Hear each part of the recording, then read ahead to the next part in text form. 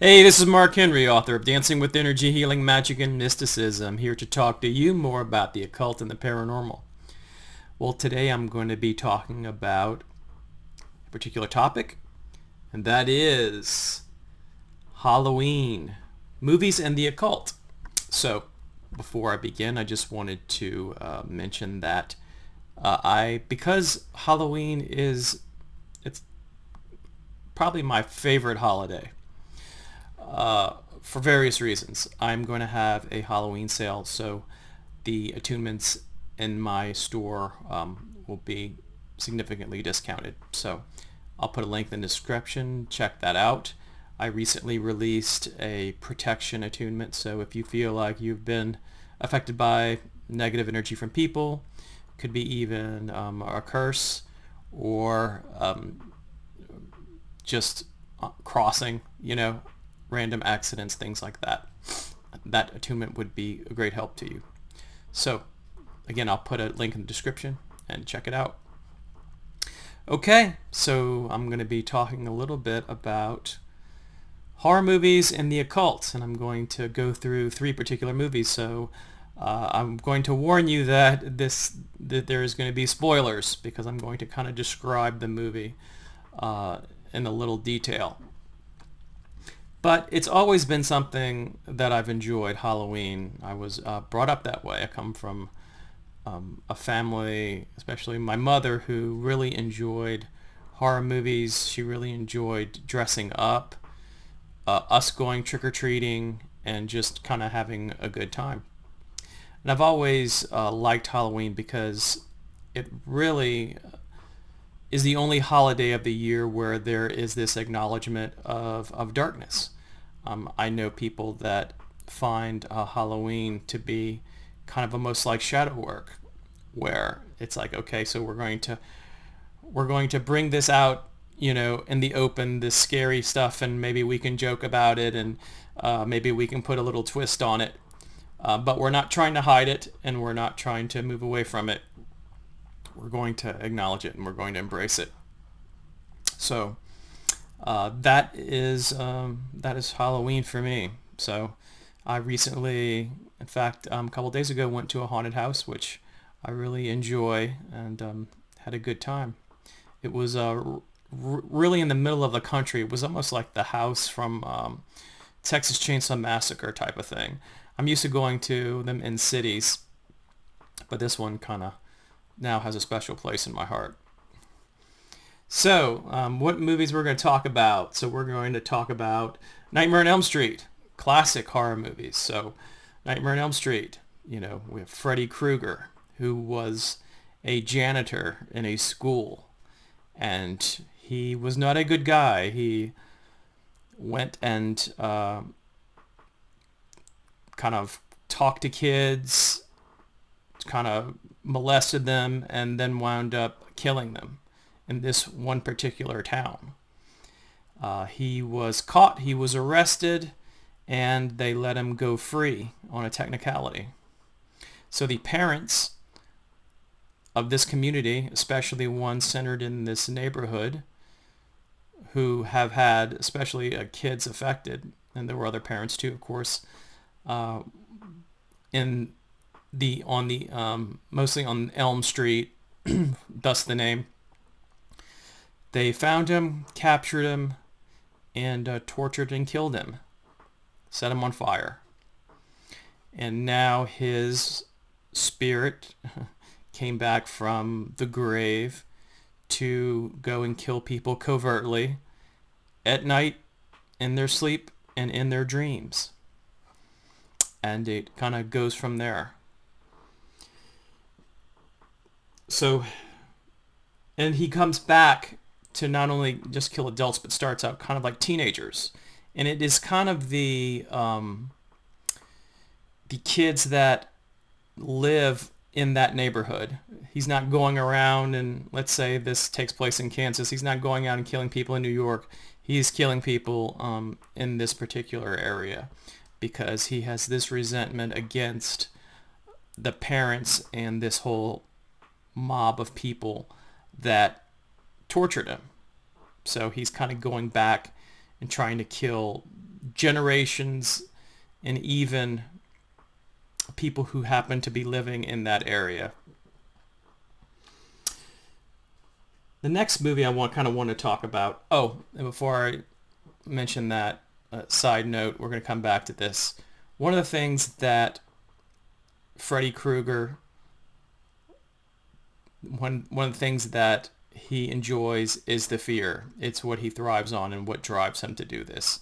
And it almost empowers him, and that is connected to the killing, because he wants to strike fear, and that's his thing. The next one that I think should be noted is The Ring.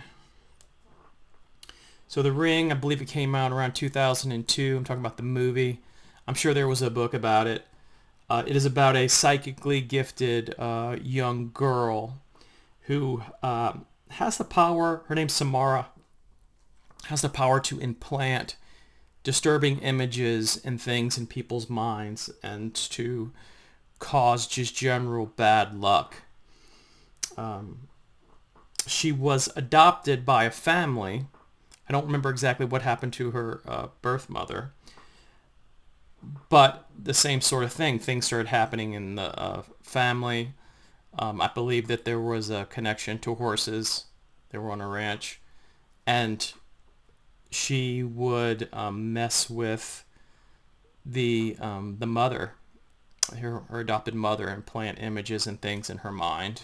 Mom sent her to kind of a psychologist to work on some things. It wound up that the mother had kind of a nervous breakdown, and in her breakdown she grabbed Samara and threw her down a well to drown her, and she died. Now, as a result of that, Samara, just kind of like Freddy, kind of came up back with wanted to get revenge on anyone, but specifically it seems to affect teenagers and young adults. So these images and stuff wind up on the videotape, on a videotape that is circulated. And these, once you watch the videotape, then you have 7 days to show it to someone else. I believe that's how the premise goes. So the way that it kind of goes about is that these bizarre images and symbols and everything are on this videotape, and for some reason this sort of keeps the curse and everything going. And at the end of the 7 days, she comes out through the TV and takes her revenge.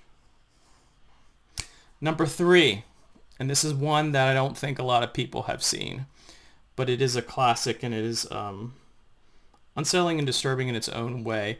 I believe the book came out in 1978. It's called The Entity, and then I think the movie came out in 1982. And it had, in 1982, the movie had the lovely Barbara Hershey and Ron Silver, who played in it. Barbara Hershey played a lady. Her name was Carlotta Moran. The actual person that this was about, by the way, this is historically true, based on a true story. That person's name was Doris Bither.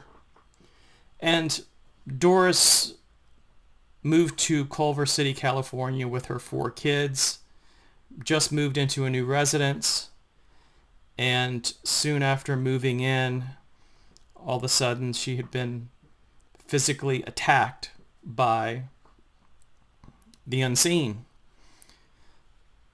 She was pushed, she was slapped, she was thrown, and most disturbing was that she was regularly raped. Her kids would hear this, they'd come in, they wouldn't see anything, but they said that they could see her being thrown around the room as if by magic. They themselves report that they had been pushed around and slapped and everything else, so they were affected by this. And this was happening like on, several times a week. It got to the point where uh, Doris went and sought out some professionals. She came across some parapsychologists. I think technically their role was to do the parapsychology investigation, but they were grad students, if I remember correctly, and they came in and started filming, and she would try to provoke them, the spirits. She claimed that there were three of them, and two would hold her down, and the other one would be the one that would sexually assault her.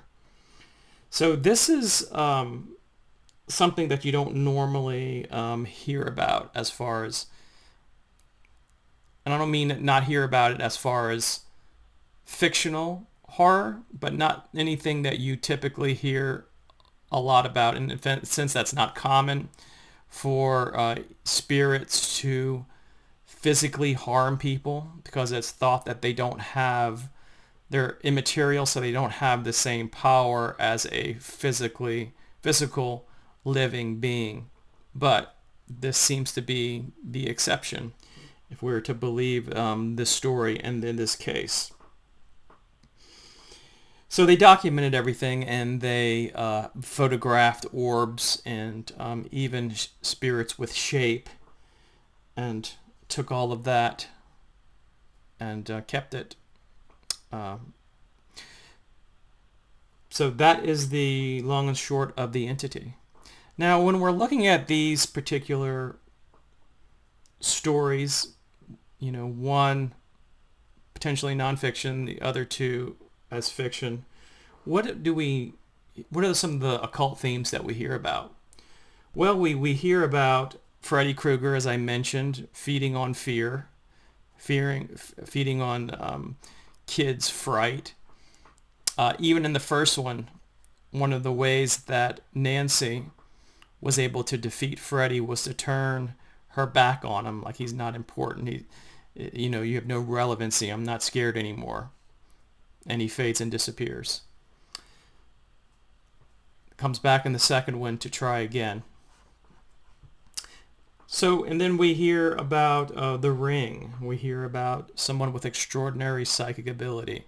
I guess what you can consider, if you were to label this as telepathy, and that Samara was able to install these particular disturbing images and feelings and everything in people. Now with the entity, we have also, I suspect, spirits that would be emboldened by fear. Now, with getting back to the Nightmare on Elm Street, now, do you remember from past videos, or maybe even you just of your own knowledge, what other spirit being is reputed to feed and be empowered by fear? The shadow people. Many people say that. What does Freddy Krueger wear in his head? He wears a fedora, he wears a hat. Shadow people, we have the Hat Man, who is a expression of a shadow person.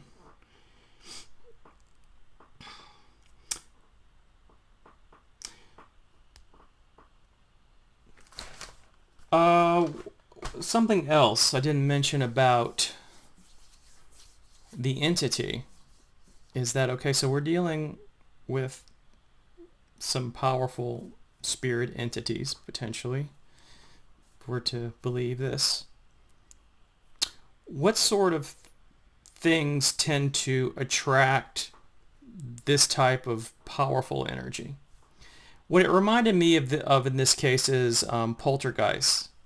And I don't necessarily mean Poltergeist the movie, but the idea of Poltergeist. German means noisy ghost. Is that the idea, and it may still be around, is that what's happening in the house, what's happening in whatever dwelling that you're in, is that there is a lot of psychophysical energy in the house which manifests as this, you know, phenomena of knocking, things falling down, light switches coming up. And usually there would be preteens or teenagers. You find that in a lot of these poltergeist cases. So what do you have here? You have kids, and after doing some research into the entity, the mother had a lot of physical and maybe even sexual abuse growing up. She was also somebody, if I remember correctly, who drank a little bit. So when these sorts of things happen, is that there is a theory that these lower vibrational spirits are attracted to them based on, talking about, one had the alcohol, maybe the abuse, like attracts like in the universe, the idea of resonance, and the fact that when people a lot of times have all that trauma, built up, a lot of that is almost like frozen. It's like frozen energy that can come out. So that entity case is pretty interesting from a lot of different levels, Anyway, I just wanted to share that, and I will talk to you in a future video. I'll put a link in the description if you want to take advantage of my attunement sale on my Etsy store. So if you want to connect with a spirit, upgrade your life, enhance your magic, check that out. Please subscribe and like, and I'll talk to you in a future video. Take care.